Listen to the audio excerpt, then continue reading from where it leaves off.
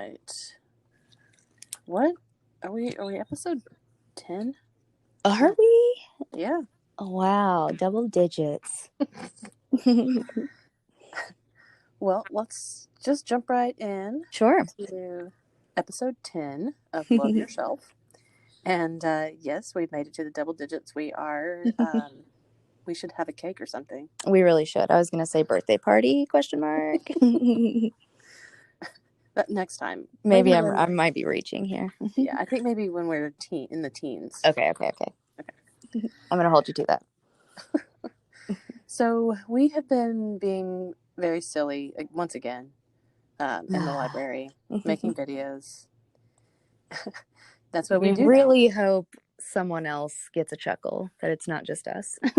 I know. That's the saddest thing. If you're laughing and everybody else is just like, I think at the end of like every video we make, I say, we are so hilarious. I think that should be the tagline, and you should say that at the end of every video. Okay. We are so hilarious. You just got to tell them. If you keep saying it, then they'll eventually agree. Yeah. That's a good tactic. We're hilarious. Right. But so we did like fake news. Well, not fake news has a connotation. We did a pretend news report. What else did we do? Oh, we did stick puppets. More stick puppets. Yeah, which we had to get more creative. I don't know, things got even more serious, I think, since we started doing our stick puppets. So we have gotten even more strict about keeping distance. So yeah, it's been one person behind the camera and one person in front of the camera, and you are listening to both of those people doing all of the characters. But it's been a lot of fun. Yeah, at least, like you said, I mean, at least we're getting a chuckle out of it. If nobody else enjoys it, then we'll keep trying to figure out something. Yep. that will be interesting to somebody else. But speaking of that, I have a lot. We've skipped last week for our podcast, so that's the first time that's happened. Yeah, tell us what you've been up to. Yeah, I started several books, and I put them aside and started another one, and I finished last night a book called Mexican Gothic, and it's by Silvia Moreno Garcia. And I, maybe not recently, but in the past, I have always been a sucker for the Gothic, particularly Southern Gothic, and I really like that genre. And this one, takes that into Mexico in the 1950s-ish. Very cool. And so it's got a completely different sort of social commentary that's going on there. And I thought it was also quite a coincidence that the story kind of focuses on fairy tales. Here we go. Yeah. They're everywhere. We can't escape them. And so it's basically the main character is a sort of a modern woman a young woman, whose cousin has married this mysterious dude. And so, yeah, she sends the cousin who's married, sends a letter to the main character, and it's weird. And the main character and her father are concerned about the cousin. So this is like how a lot of Gothic tales begin, right? Right. So the young woman goes to the big, crazy Victorian creepy house on top of the hill. Yeah.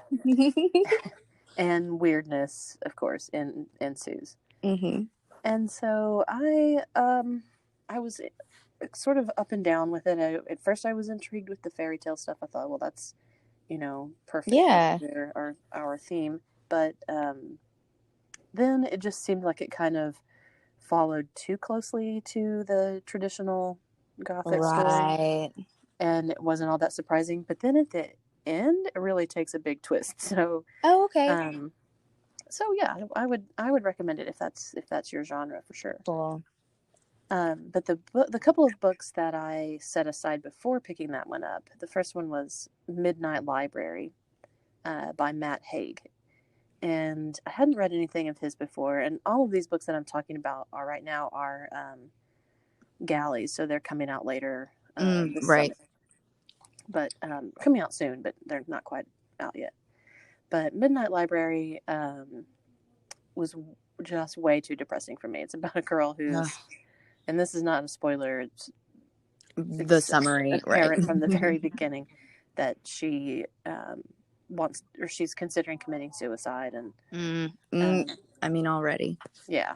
So I mean, I was intrigued, but I just wasn't in the mindset for that. Sure. Not that those stories aren't important, but yeah, you have to kind of take care of yourself.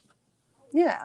By reading a Gothic novel, I guess. I don't I like how I'm like, yeah, that sounds much more uplifting. than this totally dark tale of right. Yeah. Anyway, I do have those. I have weird sensibilities like that for sure. Well, no, I mean, I don't know. I think that any fantasy element, I don't know, it makes it easy to sort of disassociate. And yeah, I'm with you. Okay, good. That's not just me. No. But I am going to return to that one at some point because I'm curious to see how it's going to be done. It was intriguing the way that it was written, so I'll give it a chance. Nice. The other one, and I only put this one aside because I was didn't have time to fully delve into it, and it's Utopia Avenue by David Mitchell, and he's a favorite author of mine. He wrote Cloud Atlas, and I mean lots of other books too. But a lot of his books are really metafictional, trippy. I don't know if that's not a technical term or anything, but we all know what it means. Exactly. But very postmodern. And this book is about a band in England, in London. Fun. Didn't see that coming. No, exactly. And so far, I'm like, I don't know, a quarter of the way through it, and nothing trippy's happened. So it may just be a straightforward novel. Yeah. But it's well written, and it is sort of like a really like close-up snapshot of a very specific era. And I keep finding myself like Googling all the time because he sort of name drops all of these British bands from that time, which they didn't really come over here. Yeah. Or at least I was not aware of many of them. Right. So were you like, I don't know, are these actual bands or fictional bands? Actual. Okay. So they were all actual bands. Yeah. The central characters are fictional, but he mentions other bands that really existed. I love that. Yeah. So far, I'm intrigued, and I'm looking forward to getting back into that one this weekend. Actually. Nice. What about you? Anything? Yeah. Well, I was just telling you that I have not started anything new again. I'm the worst librarian ever. I think I said that last week, but I have two on my list. I'm taking one home today. It's a children's novel, I'd say middle grade novel called Rat Rule 79. It's by Rivka Galchin. It's about a 13-year-old girl named Fred who I guess is sort of moved around a lot with her mom, and she's about to turn 13, so she's super angsty. And one night she wakes to find her mom in their living room dressed for a party, and she steps into a paper lantern that's appeared in their living room. And so she follows her mom into this world called the Land of Impossibility. And I don't know, it seems really, really cool. I remember reading reviews when I ordered it, and so I'm going to take that one home today. Really excited to read that one. And then I need to pick back up, I've mentioned maybe in the first episode ever, so long ago. How I was reading Louise Penny's. Again, I think I said I didn't know what to call the series. I don't know if it would be called The Three Pines. But in any case, yeah, it's Inspector Jamash. Takes place in Canada, and I finished the last one a couple months ago, maybe. So I'm going to pick that next one up. It's called How the Light Gets In, and my mom said it's her favorite, so I'm excited to start that one too. Cool. I guess I have only read the first in that series, but that is super popular. Everybody loves that. It's so lovely and cozy. Yeah. I definitely recommend it. Well, the opposite of cozy sort of describes my television or me too viewing lately. Me too. My mom sent me a message one evening and asked if I had seen this show on Netflix called The Hat Man. Oh. Have you heard of this? No. Okay, so it is a documentary of sorts about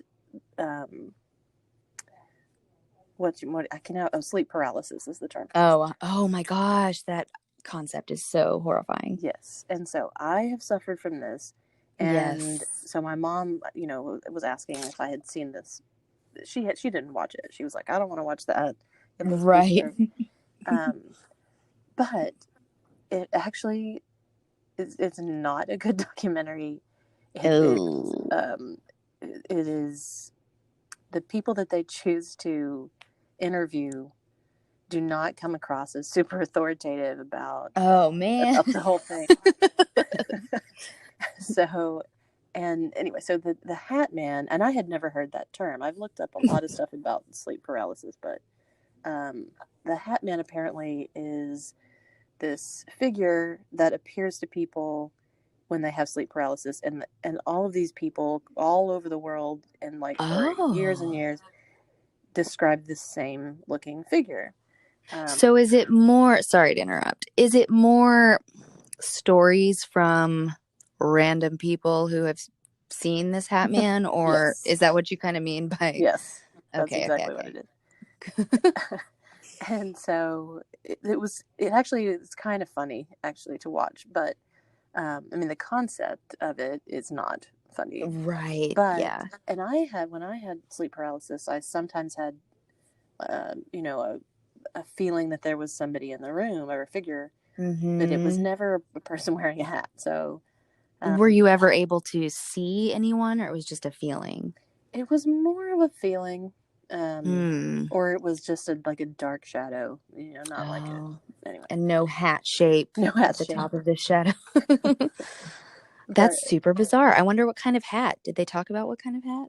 Yeah, kind of like, have you ever seen, it's a fairly recent film, The Babadook? Yeah. It's a hat like that. It was really good. Yeah. Oh, okay. Kind of like a top hat. Yeah. Well, that's kind of maybe the scariest kind of hat if I had to choose. So. Yeah, a beret isn't too... Yeah. I'd put that. Next episode, we'll come up with a list of hats ranked most to least terrifying. We have to do that for sure. This is serious work business right now. That's right. So anyway, I watched that documentary, or most of it, and then I just kind of laughed and turned it off. But yeah. Another documentary that I watched is Disclosure, which is about trans entertainers, and so it was very interesting and insightful and thought-provoking, and cool. Yeah, it was really good.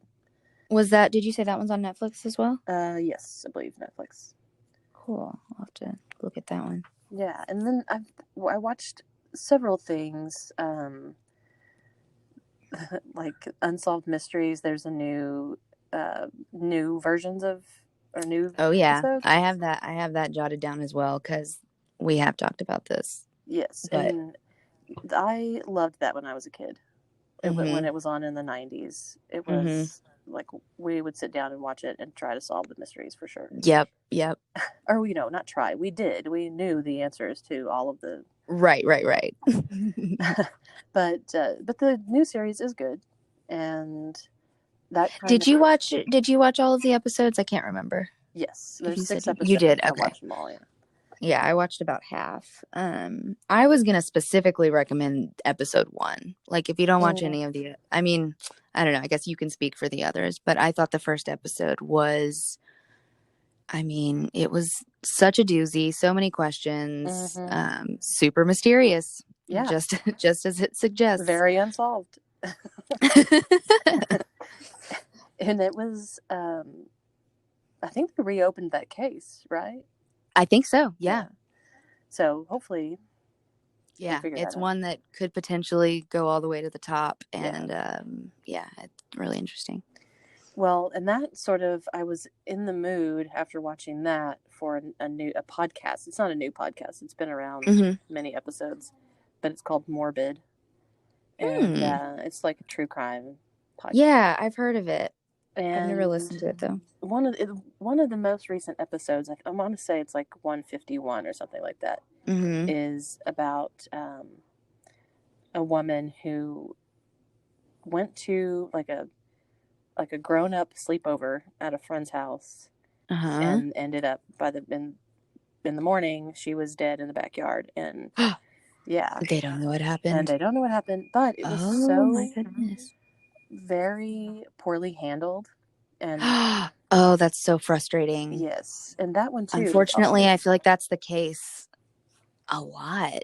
Yeah, it does seem like that, right? Like, yeah, police often in these or detectives often don't come off looking too great in those. Right. But anyway, it was good. It was like a 2-hour episode though, so I haven't listened to any more of them. But I was excited by the promise of maybe other or actually the follow-up, because since that is a case that they did reopen, I'm curious to find out how it's going to pan out. But right. And then another dark series that I just started, I'm on like 3 episodes, is Marcella, and I know you have watched that as well. Yeah, I'm not caught up, but I've watched almost all of the first season. Yeah, it's great. Yeah, I'm only through the first 3, but it's great, and it's I love the actress that do plays the too lead. And it's really good. Very dark, for sure. Yeah, but I don't know. I was looking for something compelling when I found that, and immediately found what I needed. Good. When I started Marcella. Yeah, it's great. Well, then I kind of took a lighter turn, I guess, and I watched the series Search Party. Yes, I need to finish that one as well. Yeah, and it is very wacky. I mean, it's dark too. Like after the second season of that one, I took a I think I started it kind of thinking like, oh, it's like these hipster kids from Brooklyn, or I don't know where they're from, but anyway, these like hipster kids, trying to solve a missing, I don't know, who is it? Their colleague, or not colleague, their classmate in college. Anyway, she's missing. They try to find her. But then it takes kind of a crazy turn, I think, at the end of the first season, beginning of the second. So I took a break, but you convinced me to get back to it. Yeah. And they're going to have a 4th season of it next year. Nice. So, it's thriving. Yeah. So that's great. Yeah. And that one, a little bit of a different tone. And then I also started watching Love Life, which I don't know what that is. Yeah, it's a very much more lighthearted, and now I'm completely spacing out on the name of the actress. Type away, quickly type away. I know you can hear me typing and Googling. Dun, dun, dun. Anna Kendrick. I don't know those. Oh, yes. Yeah.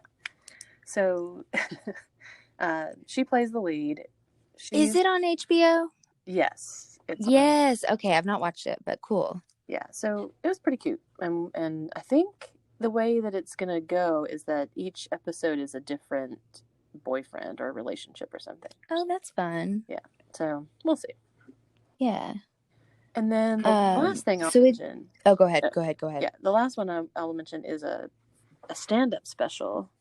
And I think I've said before that Amazon Prime has all this like stand-up that I've never heard of or seen before. Or, not all of it's good, but yeah, I've started one too many for sure, and not finished them. But yeah, there's some good stuff too. Yeah, and so there was one that just come out called by Alice Fraser, and the name of the special is Savage, and it was really good. It was nice, it was hilarious, but also like gut wrenching, and she touches on very serious things, and she has it's a really, really unique kind of show. I am putting stars next to that. Yeah. Yeah, that's my cup of tea for sure. Yeah, I think you would really like it. And I hate to try to retell somebody's joke, because like, oh my gosh, I'm not gonna do come on, give it a go. I'm just kidding.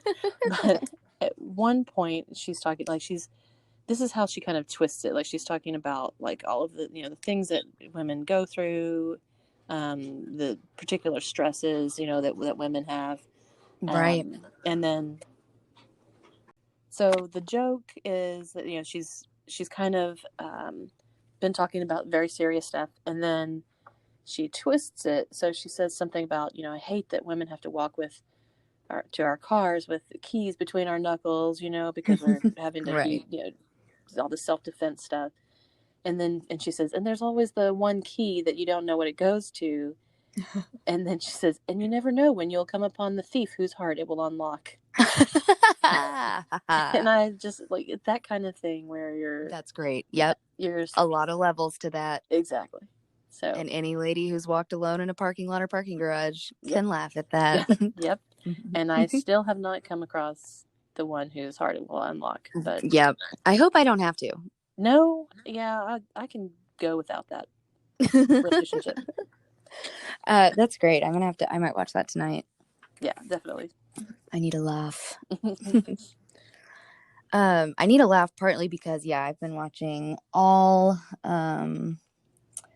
I don't know, the opposite of uplifting. Is that what we were talking about earlier? Yeah. So here I am. I watched the first episode of Perry Mason on HBO, the new launch of Perry Mason. It's pretty grim. Pretty grim. Like literally the first scene, I was horrified, but got through it. I don't know. I might give it another go. I think I was also just kind of distracted finishing that episode. So I don't know if this is a recommendation or not. But anyway, I gave it a go. I'll let you guys know how the rest of that goes. Last night we watched Whitechapel. It's a mini series on HBO. It came out a while back. I want to say 2008, 2009. And it's about there's a killer in Whitechapel who is recreating all of Jack the Ripper's murders. Yikes. And so there's a studly young new detective inspector working with the grisly old the grisly old cops that have been doing the job for years and know the area, and of course they all learn how to work together. But it was cheesy at times, but I really enjoyed it. I was saying that I felt like the stakes were super high. If they catch this person, it's like symbolically catching Jack the Ripper. Mm-hmm. And I don't know. I didn't expect to enjoy it, but I really did. So that was Whitechapel on HBO. Oh, cool. And that's what I've got. That's what I've got so far. Well, my last little thing that I'll mention is something that I don't know. I'm not convinced about it yet, but and I don't even remember where I came across it or whatever. but it's an app called Imaginary, and it is bizarre.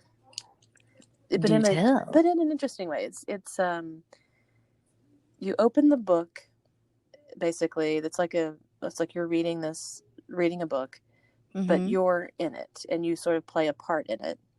Cool. And they do a lot of stuff with, like, textually, like the words will like run down the page, or it's just, I don't know how to describe it, but okay, well, I'm intrigued. Yeah, that's Imaginary, just Imaginary without the I. Yeah, cool. And like if you set it up to have alerts, it will send you a message like, and then Crystal saw the text that reminded her that she had picked up this book and to go back and keep reading it or something. Oh my gosh, that's cute. Yeah, it's pretty cool.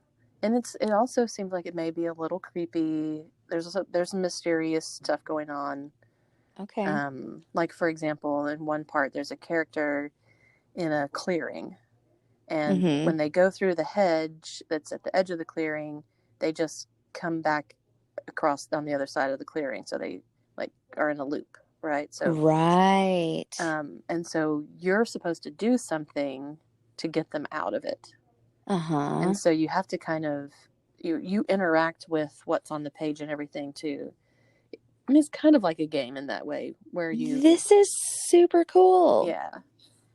So I think the first chapter of it is free. Oh, okay. And cool. I haven't completed that. I haven't spent that much time on it, but it's so far it's pretty cool. What a cool concept. Yeah. That's what I'm going to do for my last 30 minutes of work. I'm just kidding. Well, it's research, basically. Right? I was about to say, it's book related. I'm in a story. Well, I think that's too fun. Yeah, I think that's everything that we had to cover this week, or for the last. Yeah, if anyone else has anything to recommend, please let us know. I know that we're providing things, but yeah, we can use recommendations too. For sure. And we also really appreciate recommendations for like the library collection as well, not just for us personally, but we want to know what people are, have the burning need to read or watch, for sure. Yeah. All right. Well, let's wrap it up, and we'll be back here again in 1 week with another episode of Love Yourself. And I promise I'll have started a book by then. We'll hold you to that. Okay. Bye, guys. Bye.